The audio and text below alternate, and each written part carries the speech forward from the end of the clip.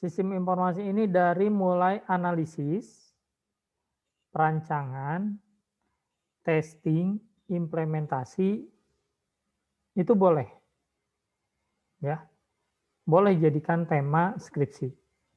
Misalkan kalau kita saudara atau ada teman yang punya satu perusahaan besar, terus, kita mau menganalisa sistem informasinya, boleh. Jadi judulnya analisis gitu ya, analisis sistem informasi. Hanya saja dibedakan, eee, kerja praktek dengan skripsi. Kalau kerja praktek atau tugas di mata kuliah, mungkin ruang lingkup masalahnya cuma satu, ya, ruang lingkup masalahnya cuma satu, analisis keuangan, analisis penjualan. Tapi skripsi diharapkan, ya, itu punya ruang lingkup yang lebih luas, gitu ya. Sebagai uji kemampuan kalian lah, tidak cuma satu masalah saja yang dikerjakan, tapi sekian banyak masalah yang kalian kerjakan, gitu. Jadi skripsi ini harus lebih luas. Makanya ruang lingkup masalahnya, rumusannya harus lebih dari satu atau 2, gitu ya. 3 atau 4 itu lebih bagus, ya. Ya, sistem informasi. Jadi dari mulai analisis, perancangan, testing, implementasi, itu boleh. Bisa yang berbasis web, bisa yang mobile. Ya, sekarang kan yang client server sudah mulai ditinggalkan. Nah, sistem informasi ke arah web dengan mobile, gitu ya. Karena dua ini kalau yang mobile aja ya rasanya kurang lengkap, karena apa yang ditampilkan di mobile itu biasanya etalasenya. Jadi kalau kita melihat atau install aplikasi e-commerce, Shopee, Bukalapak, JD.ID gitu ya, di belakangnya berbasis web gitu. Karena kan orang yang di belakangnya, administrator dan lain-lain, tim administrasi, dia nggak mungkin juga seharian ngecek-ngeceknya lewat handphone gitu ya. Pasti kantornya yang berbasis web, terus pakai laptop atau komputer gitu ya, dia melakukan pengiriman, ya order pengiriman, ngolah data dan lain-lain, pasti yang berbasis web. Jadi front end-nya di mobile, tapi back end-nya di web gitu. Nah, temanya sistem informasi. Sebetulnya apa saja boleh, hanya ruang lingkupnya silakan diperluas. Kalau ada satu tentang keuangan, diperluas lagi keuangannya keuangan apa gitu ya. Tidak cuma satu sisi saja, tapi diperluas lagi. Kemudian data warehouse misalkan. Nah, tema-tema seperti sistem informasi akademik, sistem informasi perpustakaan, sistem informasi koperasi, saya harap tidak diambil lagi tema skripsinya. Kenapa? Karena proses bisnisnya ya secara umum itu tidak berkembang. Kalau koperasi ya begitu-begitu aja gitu. Ya dari mulai anggota, kemudian keanggotaan, kemudian simpan pinjam, ya begitu. Ya. Jadi diharapkan jangan yang seperti itu. Nah, akan tetapi tadi misalkan ada sistem informasi akademik, ya sistem informasi akademik tidak boleh kalau kalian mendesain itu. Tapi kalau sistem informasi akademik ini kalian buat menjadi data warehouse, silahkan.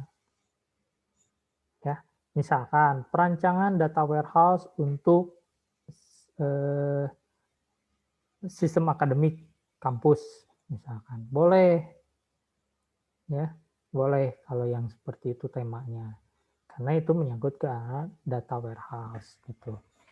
Nah, ya itu desain data warehouse. Kemudian sistem informasi yang ada, boleh kalian buka database-nya, kemudian didesain menjadi sebuah data warehouse. Ya, boleh. Gitu. Kemudian yang berikutnya ada data mining. Nah, data mining ini intinya adalah mengolah data gitu. Kalian membuka basis data, kemudian dari data sekian banyak ribuan ini kalian olah sehingga menghasilkan satu kesimpulan. Kira-kira data yang kalian olah ini bicara tentang apa sih? Gitu. Ya. Saya contohkan misalkan pada masa pandemi atau di awal tahun, ya, di awal tahun Januari misalkan kalian dapat data dari Telkomsel misalkan, ya, data penggunaan kuotanya. Kemudian Februari, Maret, April, Mei dan seterusnya selama hampir setahun ini. Ya, kalian dapat tuh data-datanya. Dari mulai Januari tanggal 1 berapa kuota yang terpakai? Tanggal 2 berapa? Tanggal 3 berapa? Tanggal 4, 5, 6 dan seterusnya sampai segini. Sampai sekarang gitu ya. Kalian dapat data itu, kemudian kalian olah gitu. Kalian olahnya misalkan seperti apa? Dibuat per bulan. Ya, per bulan. Kemudian dibandingkan antara Januari, Februari, Maret itu. Lonjakan kuotanya bagaimana? Pemakaian kuotanya. Gitu. Ya, kemudian misalkan setelah dibandingkan per bulan, bandingkan per kuartalnya, ya, kuartal pertama, kedua, ketiga, keempat, itu lonjakan traffic atau bandwidth-nya itu berapa. Nah, itu arahnya data mining. Atau kalau ada kalian di satu perusahaan pay TV, kalian bisa memprediksi tentang churn, ya, kenapa pelanggan putus berlangganan, ya. Yang di Telkomsel juga sama, misalkan Telkomsel, XL atau provider lain gitu ya. Kita bisa ngecek jumlah pelanggannya, kenapa mereka churn dari berlangganan, ya, apakah kartunya hangus atau cuman, nah, hal-hal seperti itu masuknya ke arah data mining gitu. Ke arah data mining. Oke. Next. Nah, ini yang berikutnya adalah audit sistem informasi. Audit sistem informasi ini seperti ini. Misalkan di kampus ini kita akan coba audit sistem informasi, yaitu penggunaan seberapa besar, seberapa pengaruhnya perangkat-perangkat teknologi informasi ini berpengaruh besar terhadap peningkatan kualitas, peningkatan kinerja dari kampus misalkan. Nah, itu audit sistem informasi. Dilihat pengaruhnya dari perangkat-perangkat yang digunakannya. Terus kalaupun ada aplikasi, aplikasinya ini berpengaruh nggak terhadap kinerja, berpengaruh nggak terhadap lalu lintas data, gitu ya. Terus servernya, dan semua hal. Itu harus disurvei. Disurvei, kemudian hasil surveinya diolah. Gitu. Itu nanti akan menghasilkan satu kesimpulan bahwa dengan adanya sistem informasi atau penggunaan teknologi informasi dan komunikasi, ya, komputer dan lain-lain, ini memberikan dampak signifikan terhadap kemajuan kampus. Ya. Itu audit sistem informasi. Ya. Kemudian perencanaan strategis sistem informasi. Nah, perencanaan strategis sistem informasi ini ada beberapa metode, yang lain juga sama ya, ada beberapa metodenya. Perencanaan juga ada beberapa metode. Ya. Tapi di sini kita juga melakukan survei, melakukan analisis, penelitian misalkan. Penelitiannya yang paling umum itu menggunakan SWOT. Ada strength, ada weakness, ada opportunity, ada threat. SWOT, kekuatan kan, yang apa yang menjadi kekuatan, ya.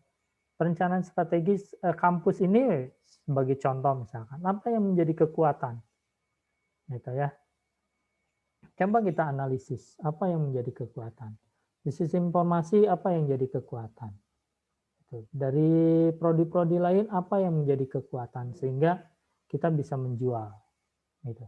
Kemudian yang menjadi weakness-nya apa? Sisi informasi apa yang jadi weakness-nya? Kemudian prodi lain apa yang menjadi weakness-nya? Jadi strength dengan weakness ini kita lebih melihat ke arah diri sendiri, menganalisis diri sendiri. Gitu. Kemudian opportunity dengan threat. Opportunity, nah ini kesempatan, peluang-peluang yang ada di luar. Kira-kira peluang apa yang bisa membuat kita lebih maju, gitu ya? Kesempatannya, peluang apa, terus kira-kira hal-hal seperti itu yang berasal dari luar lah. Gitu. Ya, kekuatan yang memang berasal dari luar. Nah, ini opportunity kita. Ya, misalkan kerjasama dengan pihak luar, gitu ya, itu jadi kekuatan. Nah, jadi opportunity. Hanya apakah kita sudah memanfaatkannya atau belum. Kemudian trade. Nah, ini trade ini kita melihat di luar ini yang menjadi pesaing, gitu ya. Kita pasti membandingkan dengan kampus-kampus luar yang sudah lebih maju. Nah, terus kampus lain yang mungkin ada yang memang lebih berprestasi, kita bandingkan, kita berada di level yang mana gitu ya. Nah, ini tema skripsinya adalah perencanaan strategis sistem informasi. Kemudian ada manajemen sistem informasi dari mulai manajemen resiko, manajemen proyek, ya, manajemen keuangan dan lain-lain. Nah, ini ke arah manajemen sistem informasi. Nah, jadi bukan bukan sistem informasi manajemen ya. Sistem informasi manajemen itu menjadi bagian dari sistem informasi. Dan sistem informasi manajemen tujuannya adalah ke arah para pemangku kepentingan, itu top management. Apa yang mereka butuhkan, kita buatkan sistem informasinya. Tapi kalau manajemen sistem informasi di sini lebih mengarah ke arah manajemen risiko. Misalkan dari apa yang kita punya, perangkat-perangkat TIK yang kita punya di kampus ini, kemudian kita desain, ya, kita buatkan satu aturan main, kira-kira risiko apa yang sekian tahun ke depan akan terjadi, gitu ya, dan bagaimana mensolusikannya, gitu. Ya, itu nanti akan muncul hasil skripsi kalian itu seperti blueprint, gitu ya, seperti blueprint seperti itu, terus master plan, ya, oke, dan lain sebagainya. Oke, ada yang perlu ditanyakan dulu tidak? Silakan. Ini mengenai tema skripsi untuk bidang sistem informasi. Ya. Pak, Kalaupun kalian nyari, saya kalau misalkan kalian nyari di internet, ada banyak lah misalkan tema-tema sistem informasi, ya, tidak masalah judulnya sama, di dalamnya metodenya mungkin saja berbeda, gitu ya, datanya mungkin saja berbeda, itu yang akan membedakannya, gitu ya. Jadi mungkin aja sama, asal mungkin tidak asal jangan di plagiat semuanya, gitu ya.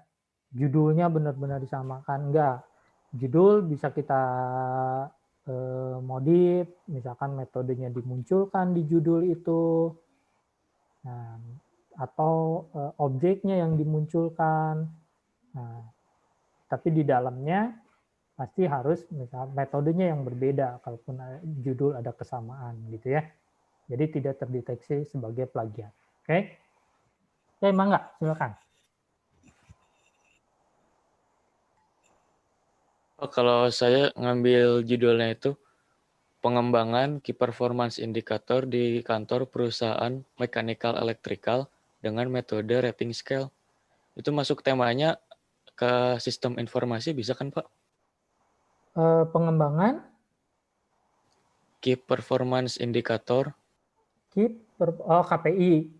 Ya. Oke. Pengembangan KPI. Dengan metode, iya boleh. Boleh seperti itu. Ya. Ini tinggal dibikin abstraknya Pak.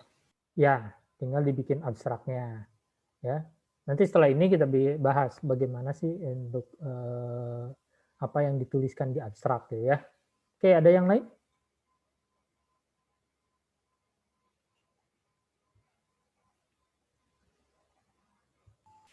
Oke, ada yang lain? Silakan. Mau tanya Pak, kalau ini tuh kan saya tuh baru masuk Pak ya. Data warehouse, data mining tuh kayak gimana sih Pak? Ya, data warehouse ya. Data warehouse nih. Kalau kita belajar basis data itu ada normalisasi gitu ya. Sudah dibahas tentang normalisasi. Normalisasi. Jadi misalkan beginilah, kalau kita lihat KTP, nomor induk ya, kemudian ada nama, terus ada alamat, kelamin, golongan dan lain-lain ke bawahnya gitu ya. Nah ini alamat misalkan. Alamat kamu bisa nulis satu item alamat misalkan. Di dalamnya bisa ditulis misalkan jalan, komplek, RT, RW dan lain-lain. Ya. Atau alamat ini dipecah, dinormalisasikan. Ya, dibuka lagi. Ada poinnya tentang kompleknya, jalannya, RT, RW, ya. Terus desa, kelurahan, kecamatan, kota, kode pos, ya. Sebetulnya itu kan semua menunjukkan alamat. Tetapi kita normalisasi. Kita turunkan lagi dari alamat itu menjadi sekian banyak poin. Nah, kalau di data warehouse yang seperti ini tidak berlaku justru digabungkan. Kalau di database secara normal ya, kita belajar tidak boleh ada yang ambigu, tidak boleh ada yang sama database itu.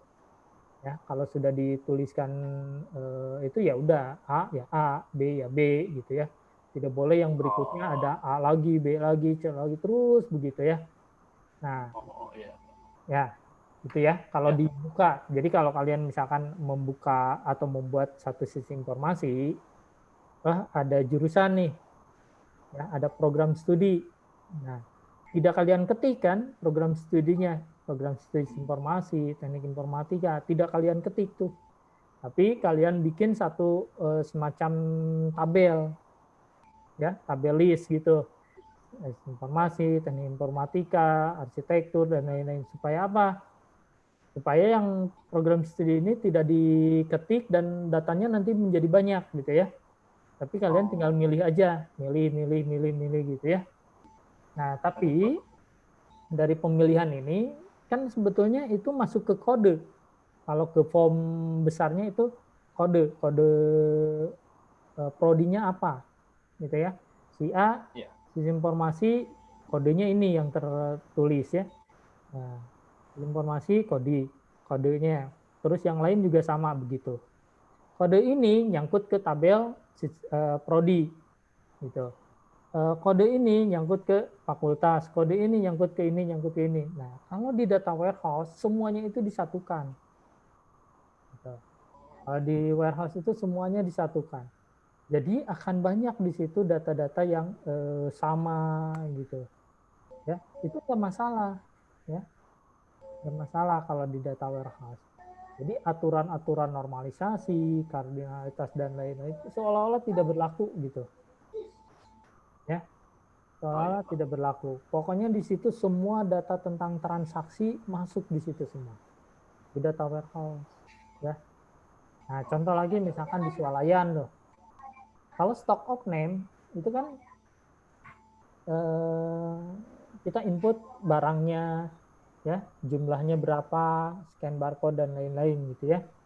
Nah, yang data warehouse itu justru data-data transaksinya. Ya, hari ini berapa banyak transaksi. Ya, tidak perlu dihitung jumlah total belanjanya, nggak usah. Gitu. Tapi jumlah transaksinya. Nah, begitu jumlah transaksi per hari itu kita hitung, ya akan muncul tuh bahwa per minggu ini sekian ratus juta, ya. Minggu berikutnya sekian ratus. Jadi sebulan ada sekian miliar gitu. Itu warehouse. Nah, dari situ ada teknik bagaimana membaca hasil data yang tadi. Itu adalah data mining, ya, mengolah datanya. Jadi setelah tadi data warehouse-nya, kemudian kita baca dengan metode apa? Banyak. Kita buatkan data mart bisa, kita buatkan ke arah BI bisa. Nah, itu metode-metode untuk data mining. Sehingga misalkan kita bisa apa ya, si manajemen bisa memberikan satu keputusan, ya. Itu ya, ini kan keputusan. Misalkan begini. Tanggal atau awal bulan lonjakan pembelian kan tinggi, ya, akhir atau awal bulan gitu, itu lonjaknya tinggi. Yang paling tinggi ya mungkin di awal, karena apa? Pertama, orang yang kerja gajian ada yang di akhir, antara tanggal 25 ya sampai tanggal 1 rata-rata itu, tanggal 25 atau tanggal 1 ke tanggal 30 lah misalkan. Nah, di situ pasti lonjakan pembelian itu tinggi. Barang-barang apa aja yang pembeliannya tinggi, si manajemen bisa ngambil keputusan bahwa per tanggal itu stok harus ada sekian piece. Gitu.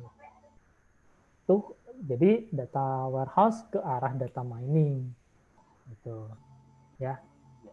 Implementasinya kurang lebih seperti itu. Nah, sistemnya bisa dibuatkan dalam data mart, gitu ya. Nah, aplikasinya sebetulnya banyak.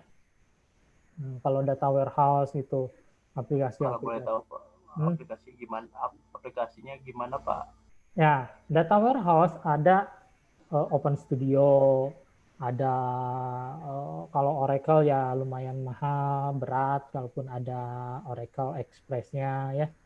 Ada Open Studio, terus ada Pentaho. Pentaho juga ada yang versi community-nya, bisa kalian download ya, Pentaho. Terus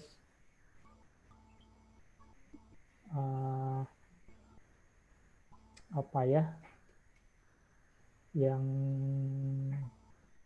di kita sih banyak yang pakai Pentaho.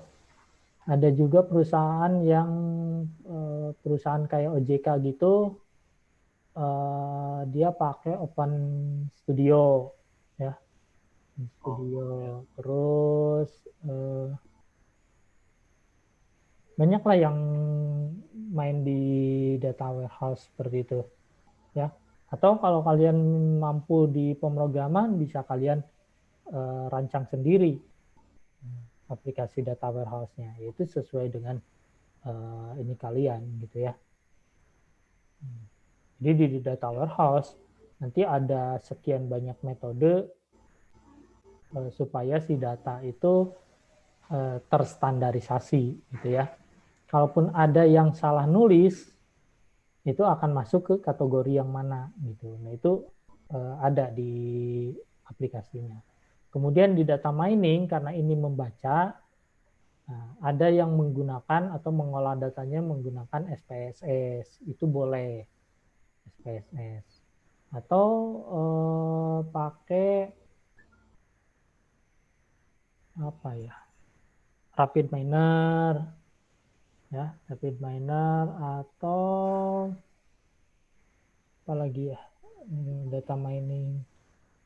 Kalau kalian bikin sendiri juga boleh, kalau emang mampu silakan. Gitu. Ya. Ya, Pak. Oke, ada lagi?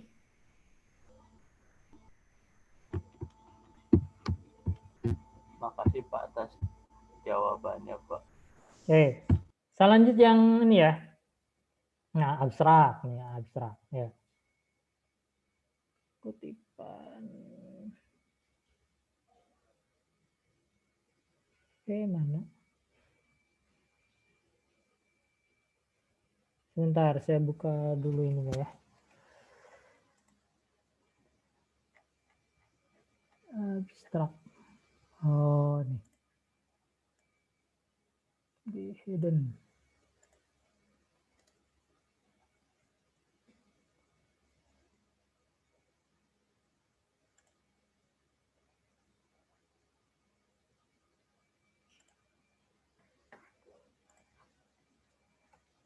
Oke, abstrak nih. Nah, ini abstrak ini kalau dia definisikan ada semacam ringkasan ya. Sudah ringkasan singkat dibikin setengah halaman dengan spasi 1 ya. Nah, ringkasan singkat dari artikel, tesis, skripsi atau masalah gitu ya. Tema gitu ya. Atau saya sebut abstrak ini sebagai mimpi kalian di saat ada masalah, terus kalian ngerti kalau kalau masalah ini diatasi dengan metode ini maka hasilnya akan begini gitu ya. Kurang lebih seperti itu mimpi kalian untuk nanti mewujudkannya begini, hasilnya akan begini gitu. Macam itu lah. Nah, fungsinya ini memberikan satu informasi ya, hasil penelitian yang dibuat gitu. Ya. Nah, kemudian abstrak ini juga untuk menghindari adanya plagiat ya dari pihak yang di luar yang tidak bertanggung jawab gitu. Nah, kemudian jenisnya ada indikatif ya.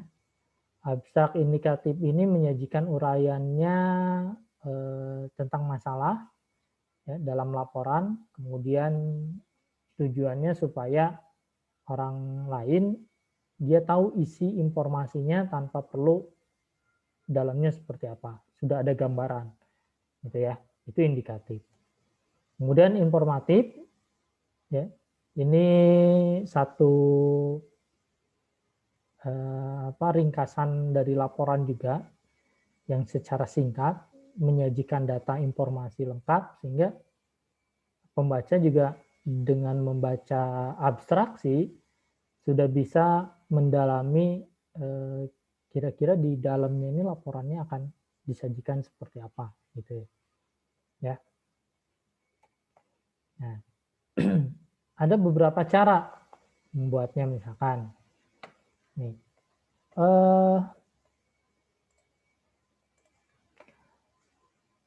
Kalau dibilang semua bagian harus seimbang ya bahwa semua bagian harus seimbang.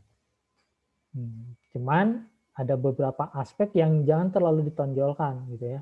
Judul tidak perlu dituliskan di situ judulnya, tapi menyangkut ke arah masalah gitu ya. Ya abstrak ini kurang lebih kalau kalian buat itu mungkin 4 sampai 5 paragraf lah ya. 4 sampai 5 atau 3 sampai 4 paragraf gitu. Ya, itu.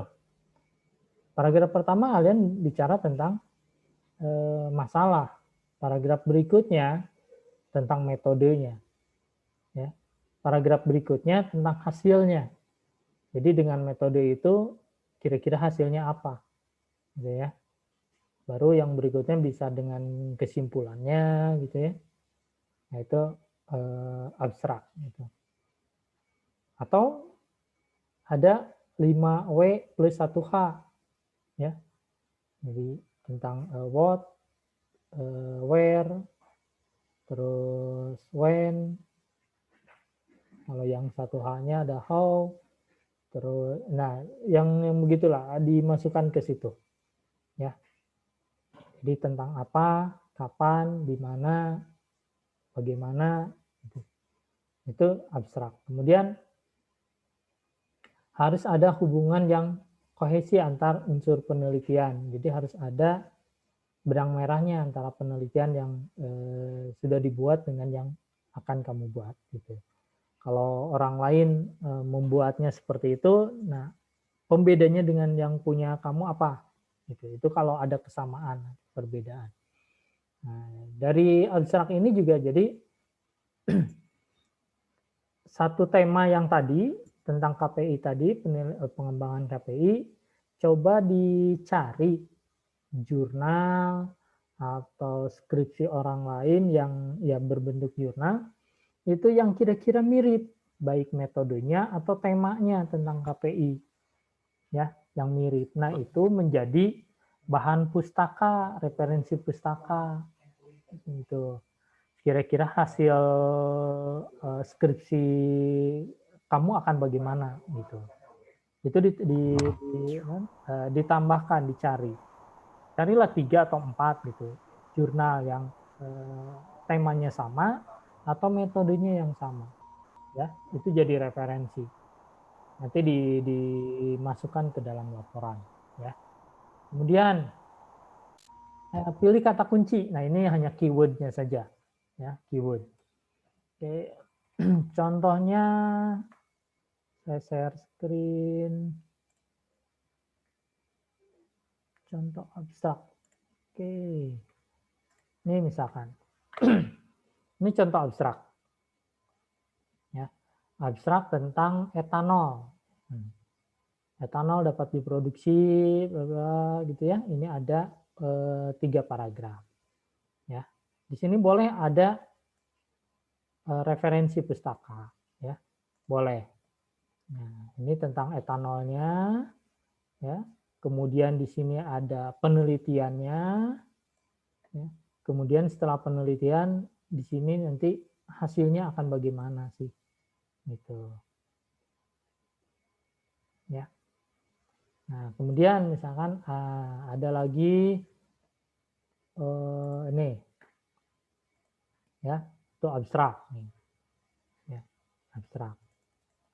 Ini memberikan informasi tentang bisnis PTP, bahwa di sini ada masalah kalau ARPU-nya ini mengalami kerugian, ya. ARPU-nya kecil, menurun sehingga mengalami kerugian. Ini masalah, ya. Kemudian ini kita berikan satu solusi bahwa pemahaman gitu ya, bahwa chain ini harus kita manage, gitu. Harus kita prediksikan secara akurat gitu, nggak cuma membabi buta gitu ya, tapi harus kita prediksikan secara akurat. Nah, dengan data tentunya. Nah, ini metodenya. Nah, metodenya apa? Datanya bagaimana? Nah, ini ada satu teknik di dalam data mining, ada metodenya decision tree dengan clustering. Decision tree dia akan memilah-milah kira-kira pelanggan A ini akan putus berlangganan atau tidak. Pelanggan B akan putus berlangganan atau tidak. Nah, karena apa putus berlangganan dan tidaknya? Nah, itu berdasarkan data, ya. Kemudian di cluster. Kemudian ini di sini memberikan hasil. Nih, misalkan dengan decision tree bahwa tingkat akurasinya 90 sekian persen. Ya, dengan dari sekian banyak pelanggan yang kita olah. Gitu. Berarti datanya kan harus lebih dari sekitar ini. Ya. Tingkat akurasinya sekian. Ini hasil di sini. hasil. Jadi masalah, metode, kemudian hasil. Gitu. Jadi tadi tentang KPI. Kenapa memilih KPI? Masalahnya apa? Uraikan di situ. 1 atau 2 paragraf. Ya, spasinya 1. 1 atau 2 paragraf. Masalahnya apa tentang KPI? Kemudian metode yang ditawarkan apa? Ya, metode yang ditawarkan. Ya, tidak perlu disebutkan dengan metode ini menjadi gimana-gimana, tapi metode ini nanti akan memberikan hasil seperti apa. Gitu. Ya.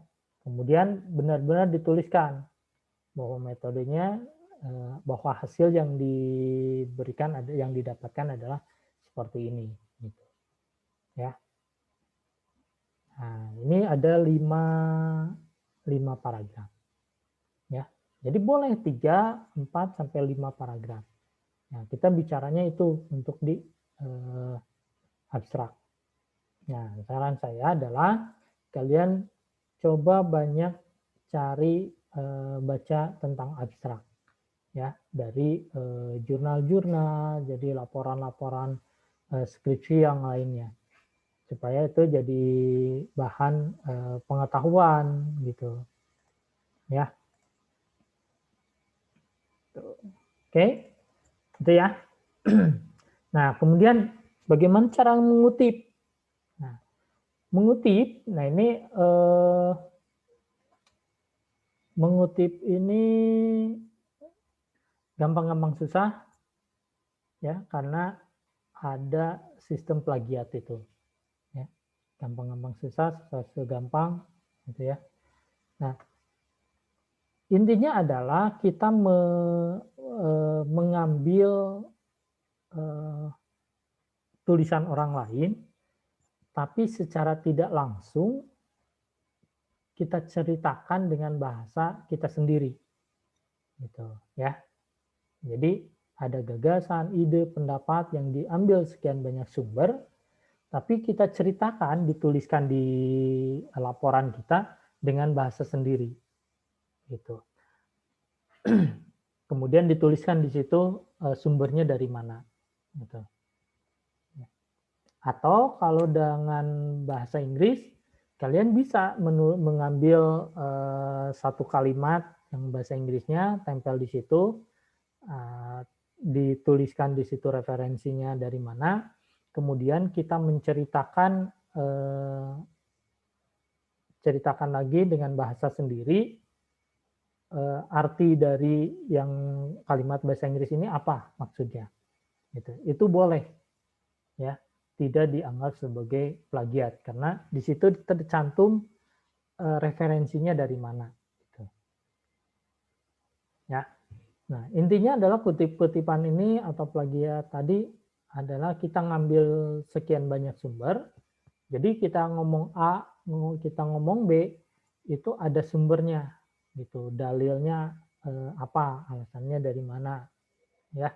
Intinya adalah seperti itu. Tapi harus ditulis di situ, ya, sumbernya dari mana. Nggak cuma kita nulis tapi nggak ditulis sumbernya, itu malah akan terdeteksi sebagai satu plagiat, gitu.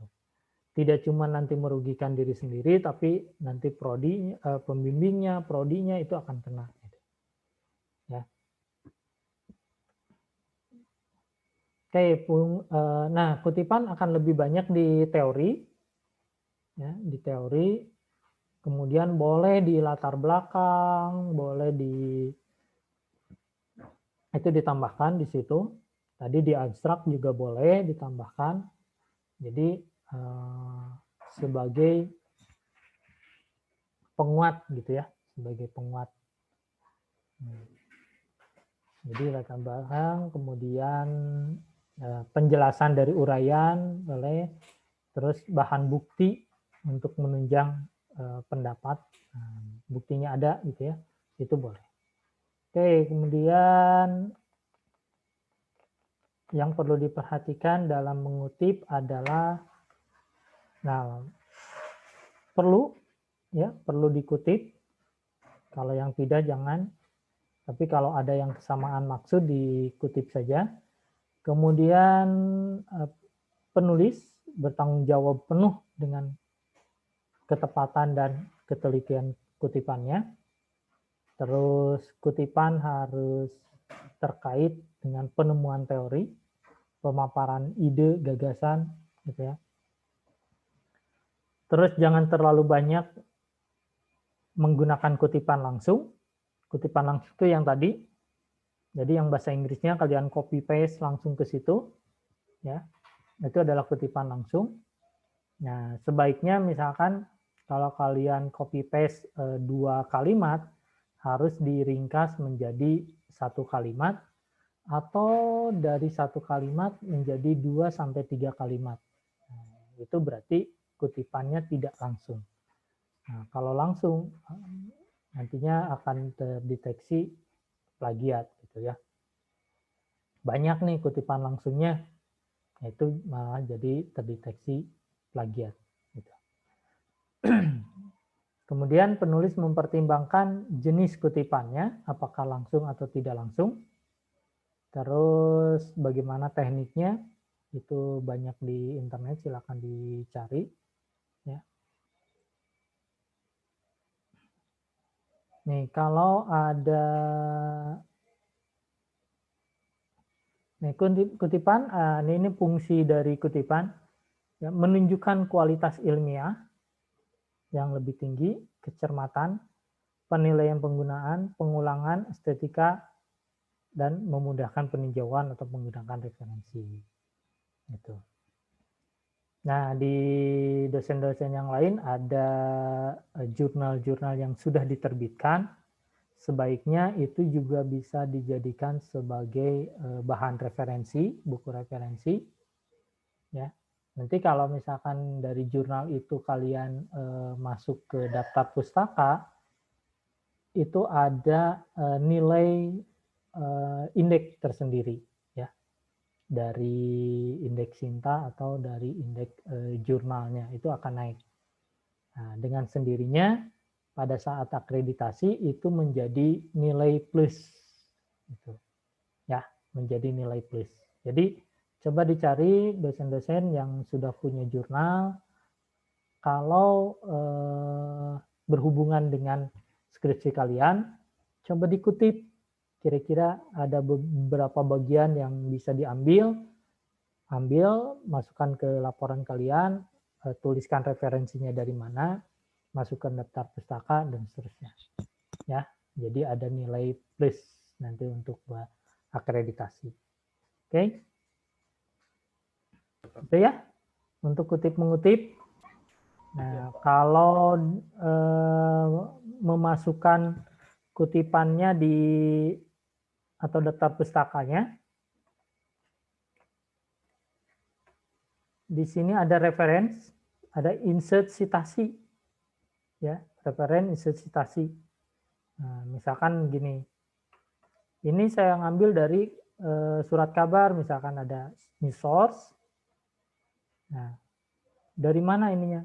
Dari buku, ya, buku section, jurnal, artikel, atau website, dan lain-lain. Ya, dokumen dari website, kalau website tulis. Di sini penulisnya siapa, nama webnya apa, kalau detik.com tulis detik, ya. Site-nya tentang apa, tentang berita, politik, atau yang lain, tahunnya tahun berapa, terus bulannya, tanggalnya, kemudian linknya ditulis misalnya, ya, detik.com, seperti itu. Yang tidak boleh adalah dari blog, WordPress, ya, blog-blog seperti itu tidak boleh. Tapi kalau web-web yang lain silakan dituliskan di sini. Ya, nanti ini akan jadi daftar pustaka. Di sini ada bibliografi. Nah, ini akan jadi daftar pustaka secara otomatis gitu. Ya. Jadi kalian buatnya pakai yang referensi seperti ini. Ya, nanti kalau sudah banyak referensinya ada manage source. Nih, kalau sudah banyak mana yang diambil, mana yang tidak. Nah, gitu ya. Terus untuk penomoran bab, judul bab, ya, Misalkan bab 1 pendahuluan. Ini pakai style-style yang di atas ini. Ya. Ada style-style bab 1 misalkan berarti itu heading 1. Nanti di bawahnya ada sub-sub bab gitu. Jadi heading 2, heading 3, heading 4 ya. Nah, nanti akan kalian seperti ini ada navigasi begini. Panel navigasi. Ya. Panel navigasi nih. Bab 1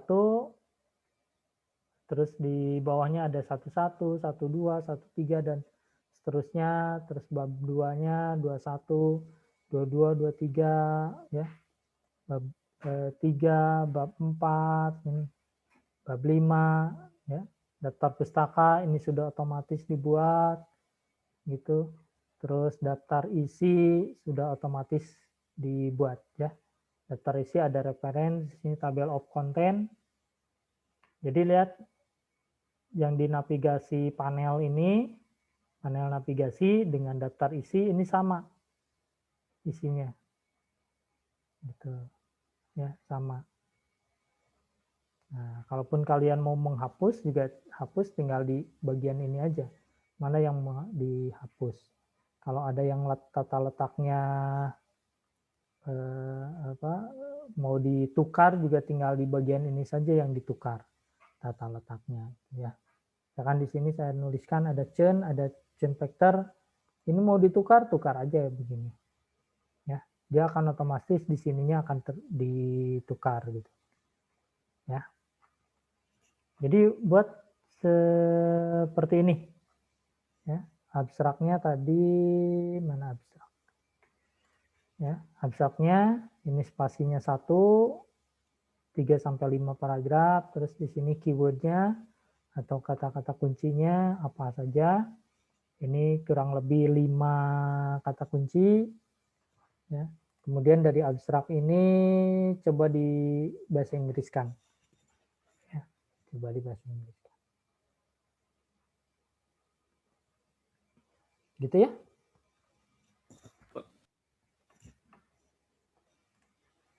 Silakan barangkali ada yang perlu didiskusikan lagi.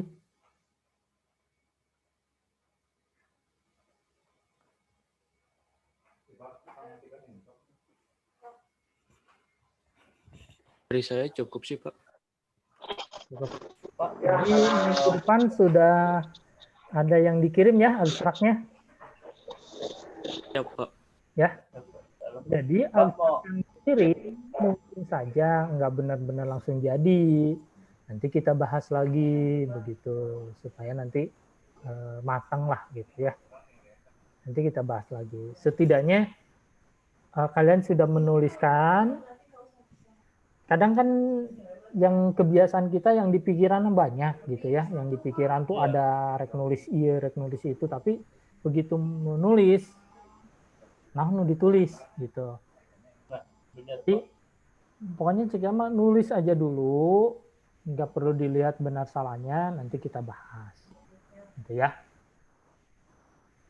Pak mau tanya juga Pak. Kalau misalnya kita mau penelitian ya Pak, kita itu butuh surat dari prodinya. Boleh, kalau si perusahaannya meminta, boleh.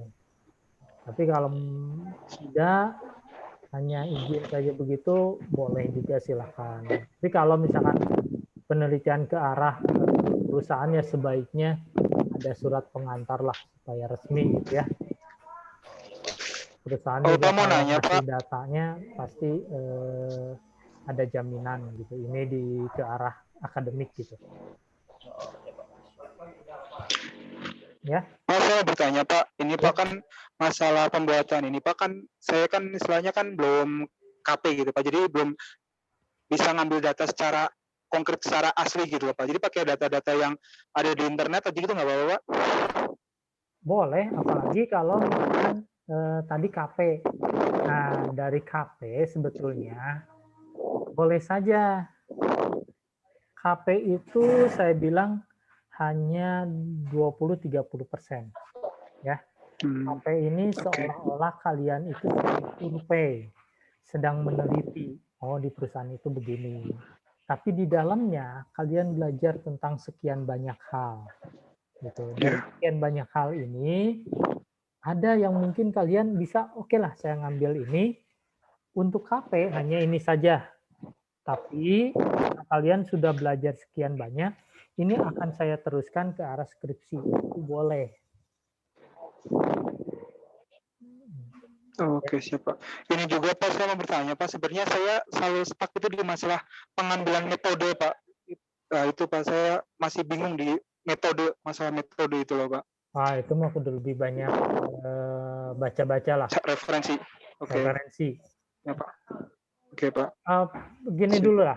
Pertama misalkan temanya tadi apa, kemudian setelah tema itu kalian cari metode yang menurut kalian pas, ya. 3 sampai 4. Kemudian dari metode itu kalian bandingkan. Kira-kira mana yang mendekati kalian gitu. Ya. Oke Pak, ya. Mendekati ke maksud kalian. Tidak benar-benar, mungkin mendekati. Sehingga tadi misalkan di contoh yang tadi saya bikin kan ada abstrak tuh, ada metode data mining. Di data mining ada prediksi, ada clustering. Itu kan 2 metode, clustering dengan prediksi. Oh iya. Ya, 2 metode. Nah, ya, Pak. Kalau kalian sudah punya sekian banyak metode, yang salah satunya tidak memenuhi apa yang kalian inginkan, mungkin dua-duanya bisa diambil. Satu sisi menggunakan metode A, satu sisi lagi menggunakan metode B, gitu. Ya. Iya, Pak. Oke, ada lagi?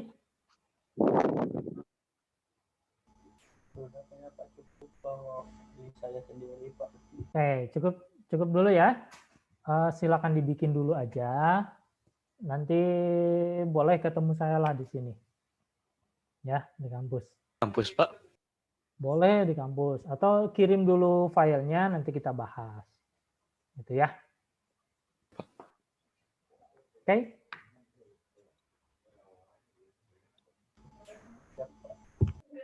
Pokoknya sekarang mah bikin dulu. Lamun mulai bikin malah jadi riweuh. Bikin we lain mah, ya. Fungsi salah, Iya, Pak. ya pokoknya bikin we lah. Oke. Saya tunggu ya. Ya. Ya, Pak. Yuk, Assalamualaikum. Waalaikumsalam.